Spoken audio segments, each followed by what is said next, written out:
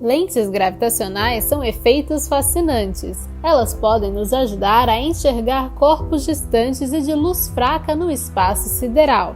Qual sua importância para a astronomia? Como funcionam e como as descobrimos?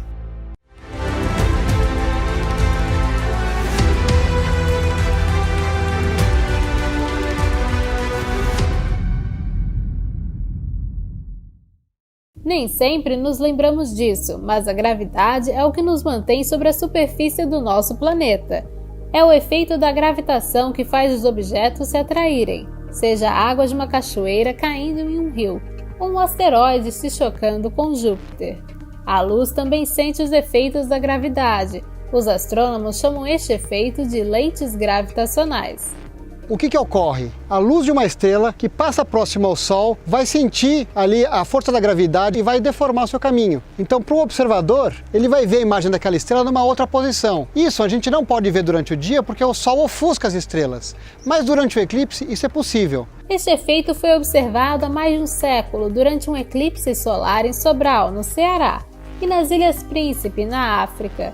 Foi o que comprovou que a teoria da relatividade geral ou a gravitação de Einstein estava correta. A gravidade distorce o espaço-tempo ao redor dos astros. Quanto maior a gravidade, maior essa distorção será. Entre os efeitos mais conhecidos das lentes gravitacionais estão o anel de Einstein e a cruz de Einstein.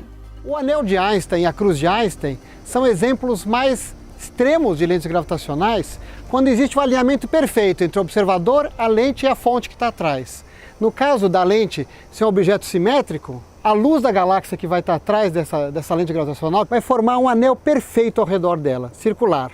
Mas quando a lente ela é mais oval, mais elíptica, o que a gente vê são 4 imagens desse mesmo objeto, formando algo que se parece com uma cruz.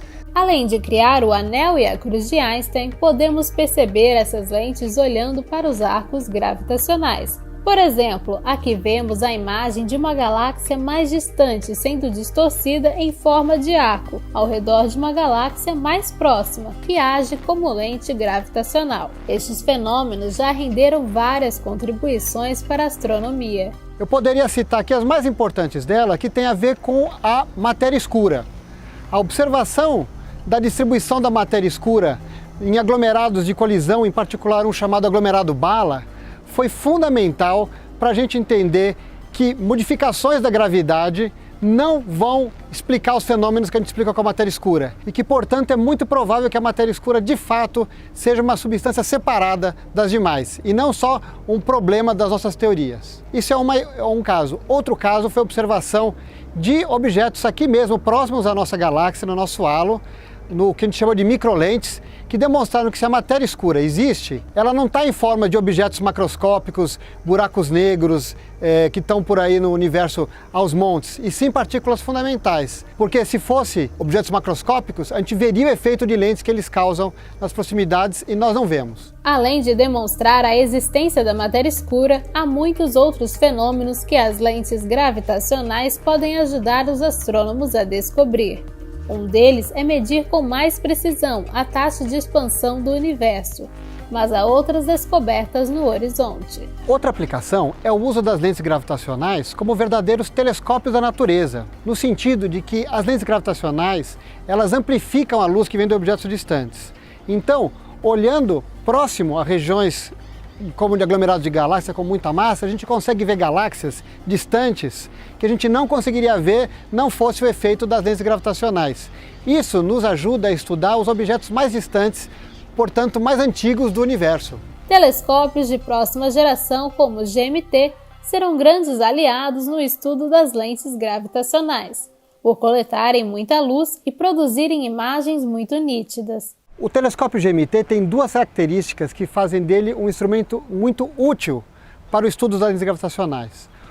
Um é o fato dele ser muito grande, poder observar objetos muito fraquinhos. E esses objetos múltiplos, as galáxias muito distantes, são muito fracas. E o outro é ele possuir espectrógrafos muito poderosos.